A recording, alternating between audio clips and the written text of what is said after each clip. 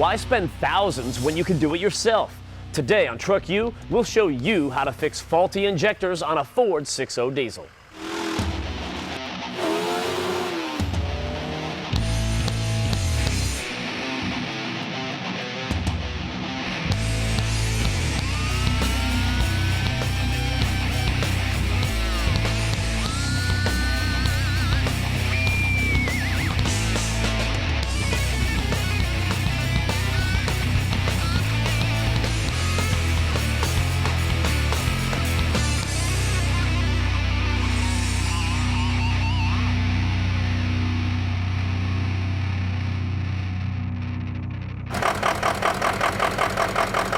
All right, Matt, kill it. What? Kill it. Yeah, that doesn't sound good. I couldn't hear you over all that beautiful sound. All the knocking and banging. Oh, man. Now I don't have a diagnostic on it, but my first assumption is the fact that, it doesn't sound good and it's probably going to be an injector. These 6.0s are problematic with the injectors. There's a lot of failures. The engines are good. They run forever as long as you can keep injectors in it.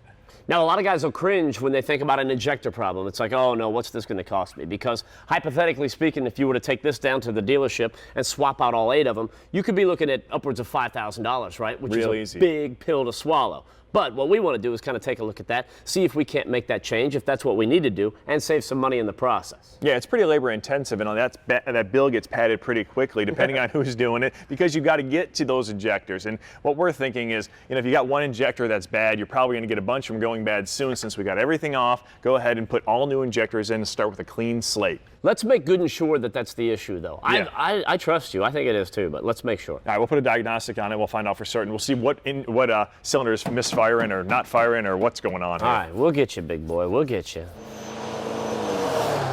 Well, the overriding assumption on this truck is that we've got an injector problem. It's a 6.0, they're prone to it, this thing is misfiring badly. But the thing is, to get to those injectors, it's a lot of work. So before we start digging, we want to be certain that we do actually have an injector problem. So we've got a scan tool from a buddy of ours. This is the same software that the guys at the Ford dealerships use, so it'll tell us what we need to know.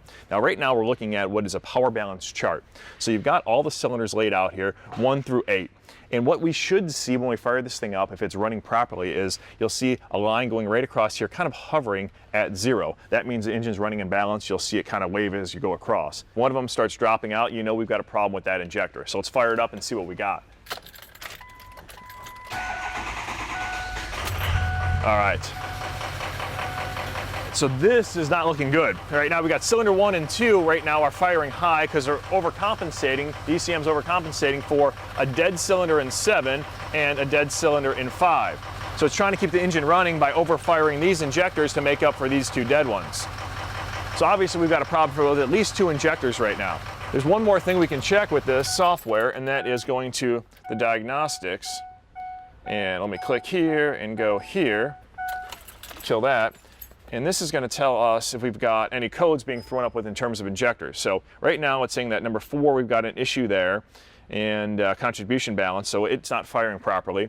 And you click down to here, we've got a circuit issue with an injector for number 5 and number 7. And these are the causes. They're in the cylinders, and more than likely it's going to be that injector is what it's telling us right here. So we've got a problem with 5 and 7, and possibly with 4. And like Matt and I said before, we're going to replace 1, we're going to replace 2, we might as well replace them all. So good thing is we know what the problem is. The bad thing is we've got a lot of work to get to that problem to fix it.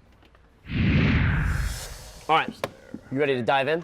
I'm hard at it, buddy. Man, you are. All right, we got a couple things to do and unhook because we got a lot of stuff to get out of the way. So one of the things I'm going to do first is pull this dipstick out, right? And just get that out of the way. It's not a bad idea to do because we're going to be working on here. I'm going to be yanking this whole intake system out, and you could break this handle off. So let me hide this real quick, all right? Bruno, watch your head. All right, don't hit me in the eye with that thing. Don't mess with this thing, all right? Just leave it where it's at. Now, I can come back here, unhook a couple things, get this whole intake system out of the way, hopefully in about one big, huge piece, right? And that'll make life a little bit easier for us. Disconnect a couple tubes here, and we should be good. How you doing over there? I am doing okay, man. I've got part of this charge tube off on the turbo side of it. A little pressure there, huh? Yeah, a little bit. And I'm getting the other side off where it goes to our intercooler. So once this thing's out of the way, you can look down here, you can see that there is a map sensor that is connected over in here. Now the bad thing with the map sensor is it's all plastic and it's a spot where there's a lot of heat. So what happens is it gets really brittle. So if you try and disconnect it, there's a good chance you're gonna break it and break the connector. So what we're gonna do is once I get this out of the way, we'll go ahead and remove it right here, and then we'll use the 10mm socket to get it off of the mounting bracket here. So this will get the whole thing out of the way. We don't have to get a new map sensor. We don't have to do any more wiring. I'm about to make you some room right here, dude. You ready? Easy there, killer. Hey, now, I don't have time to waste. There you go. So we're unplugging this control module which fires those glow plugs, and we'll wrap this all harness back here out of the way. The whole idea is you need to get to the valve cover, and there's a lot of stuff you got to move to get to it. Next up for me is to get this dipstick out of the way. There's one little nut right here. We got to take it off and we can kind of tuck it out, and then it's getting this control module off. Man, it just keep removing stuff, man. It takes a while to get to everything, and that's why they pad this bill so well when you take it to a dealership or to a shop. Hey, speaking of stuff, now I got in here while you were talking about that, and I removed this degas bottle, and I went ahead and just kind of capped off the open ends right here. Now this end is open, but I'm just going to set it up. That way nothing will leak out of there. Looks like it was a little low anyway. Now I came down here with the hose that attaches on the bottom, and I just plugged that and put it in there. And what this is just a quicker alternative to draining the whole coolant system. So we're just going to skip that.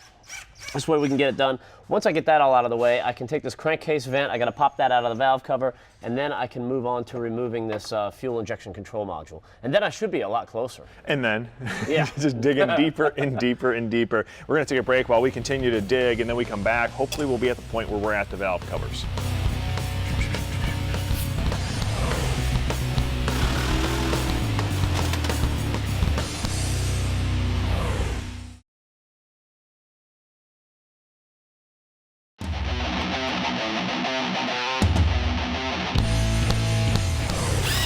Hey, welcome back to TruckU. We are right on task in terms of getting to these injectors. We wanted to be at the valve cover, and we are just about to pull it off. I've got the last bolt out of the way, and we want to do one last thing is remove this pressure sensor so we don't break it getting the valve cover off.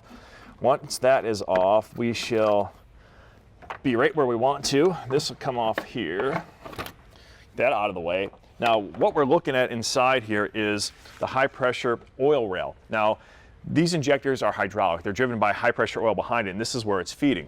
One thing you want to stop and take note of right now is that you want to look at these dummy plugs. And on the 04.5s, they run an older style dummy plug with an inferior type of an O-ring around it, and what the problem is they leak. So once we get this apart, we're going to replace those dummy plugs with a newer version that has a better O-ring around it. The problem is you've got a lot of high pressure oil pushed up through here. If that O-ring fails, you're going to have oil spraying all over the side of the road, and you're stuck on the side of the road, SOL. So we're going to fix that as we put it back together. So we need to get the standpipe out in the back and a bunch of T30 torque screws out of the way, and then we can actually get that oil rail off, and then we can finally get to those injectors.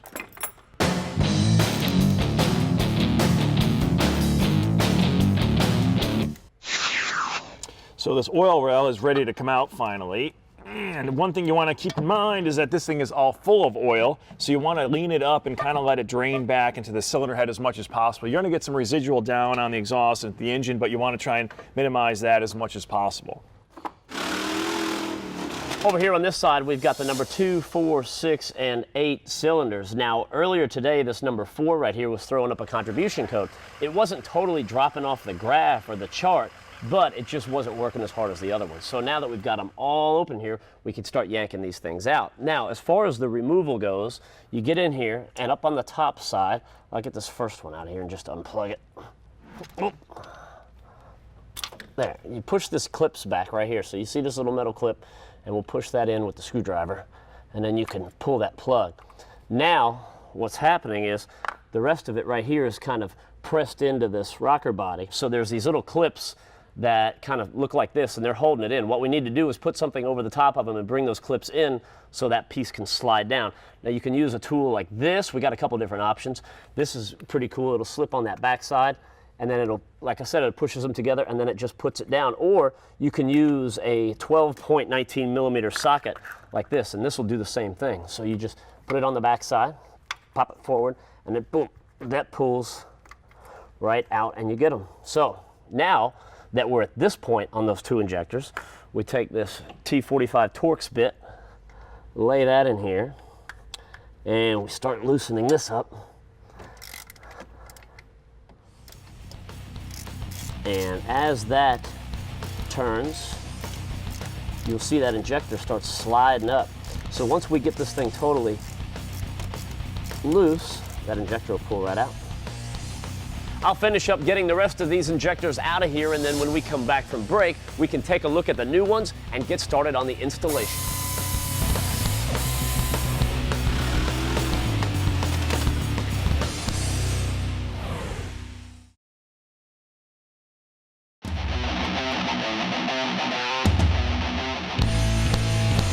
This segment of TruckU is brought to you by Arturo Tire, performance within reach.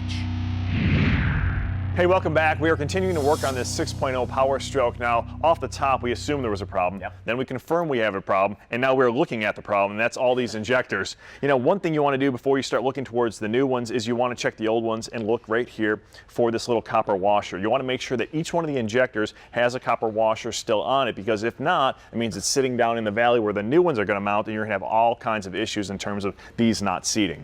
So we called up our buddy Kenny at KT Performance, and he hooked us up with these Warren diesel injectors, and these are a stock replacement for those. So simply put, those come out, these go in. Now, when it comes to the injectors, you've got a couple different options. We can go with the conventional injectors like this, or you can go with a hybrid injector. Now, a hybrid injector is pretty nice because it allows you to get more fuel out of the injector without having to upgrade your high pressure oil pump. Now, for us, it's not about getting more fuel out of the injector. We just want 8 that fire properly. Now, the cool thing about all these Warren diesel injectors is they're rebuilt, they have been tested, and they come with all new O-rings on them as well. So these are ready to slide in and go to work, man. You know, Warren offers 4 different types of diesel injectors. You've got stock, you've got towing, you've got street, and you've got all-out race. And one thing about them we really like, it's the price point. Yeah. It's about a quarter of the price of a Ford remanufactured one, so we're going to save a ton of money with these. And speaking of saving a ton of money, don't forget to turn in the course, because at the dealership, that's about $150 a pop, right? Yeah, and if you add that up, I mean, it's like $8 grand. It's very close to that.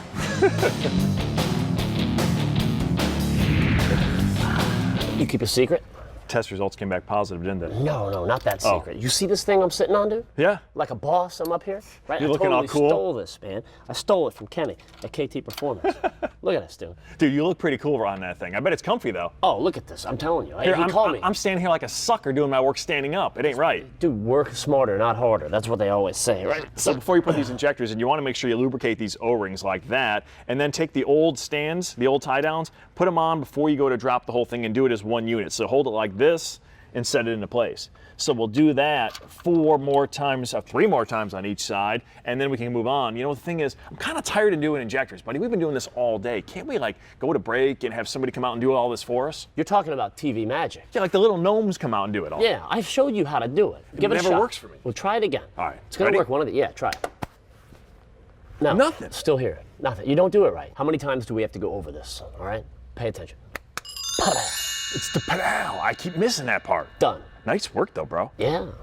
I hope you learned something, Grasshopper. I'm continuing to learn every day. Every day, yes, Every you day. do. All right, now apparently I could TV magic the injectors going in, but I could not TV magic the torquing, right? Which is 26 pounds, by the way.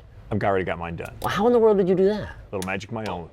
Nice. There you go. All right, so my new injectors are all torqued in, and it's time to put the oil rail on. But before you do that, I want to show you something. You want to pour oil down into all those new injectors, and I'm showing you this with the older one. There's this area right here that needs to be filled because there's an O-ring that sits down in. The reason why is when you put the oil rail on, it'll go into it like that. And you want to make sure it's properly lubricated, because if not, it'll cut one of those O-rings and you're going to have an oil leak, and that's not going to be good because this is really highly pressurized. Whew, man, we got a lot of stuff to put back together. Too much. You want to do all that, or do you want to try that TV magic thing again? I'll let you take one guess. Well, I don't know, man. You got to use that stuff sparingly. You don't want to burn it out, right? So we've got that diesel injector repair almost done. In the meantime, we can come back over here and check out some of the cool new stuff that got dropped off today.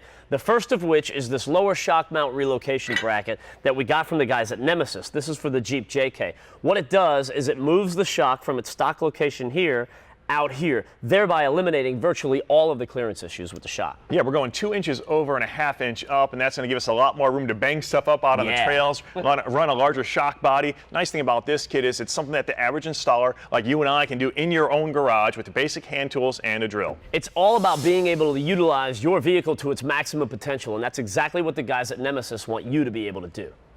We work with the guys at Brothers Truck Parts all the time, and what they are the experts in all things related to classic Chevy trucks. So whatever the part is that you need, they've got the catalogs that can help you find it. Yeah, you've got houndstooth seat covers or pop-in gauges and just about anything in between dating back from 1947 to 1991 for that classic Chevy truck. The best thing is it's easy to find the parts you're looking for. You open up one of their free catalogs, you got great pictures, great diagrams, so you can find exactly what you're looking for and get it quick. These guys eat, sleep, and breathe classic Chevy trucks. I mean, literally, you can call them up and go, I need that one piece that bolts onto the backside of that thing. It's located over there by that other stuff, and they'll actually know what you're talking about. Which is a novel idea, right? So you're either looking for the catalog or online, man, Brothers Truck Parts has got you covered. This is the DIC-20 from CR Spotless, and you all know the scenario when you wash your car or your truck. If you don't dry off the water, you get the water spots on there, right? Personally, I think the best way to do that is to just have somebody else do it. It's kind of a pain in the butt, but with this, those days are over. You don't even have to dry it off anymore. Yeah, see what this system does is it creates pure deionized water, so when the hydrogen and the oxygen dissipates, there's nothing left to leave a spot, because let's face it, you're out there washing your car, you're probably doing it on a sunny day, and more often than not, you're trying to beat the sun from drying it out and leaving those water spots. That issue is gone now with this system. You don't have to worry about using microfibers or chamois or anything else that could scratch the surface of the paint, because if you're rubbing your paint with anything, you're essentially scratching it. No, you don't have to worry about that any longer. Now it's just wash, rinse, and you walk away and you are done. I'm 100% down with that, man. It's the DIC-20 from CR Spotless. Yeah, that's pretty cool. This is the Lanier MX200 waste oil heater, and essentially what it is, it's an environmentally friendly way to use the waste oil that you create in your shop and create heat all at the same time. It is a great way to go green in two senses of the word, because not only are you saving the environment, but you're putting green in your pocket, man. Because let's face it, every month you've got heating expenses, so you've got to pay to only heat your building, but you've also got expenses of properly disposing of your oil. With this thing, you eliminate both of those and you get free heat. Doesn't get any better than that. It's the MX200 waste oil heater from Lanier. And speaking of green, we need to get back to work. Make some green. Right? I like that. Quit standing around here talking. Like you?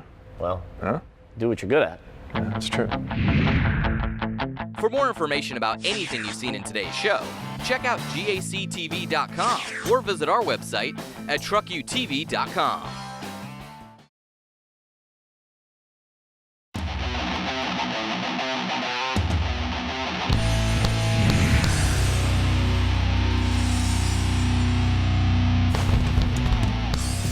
We spent a lot of time today under the hood, pulling out those old injectors, putting the new ones in, and the reason why is when we hooked up the diagnostic, it confirmed we had injector problems.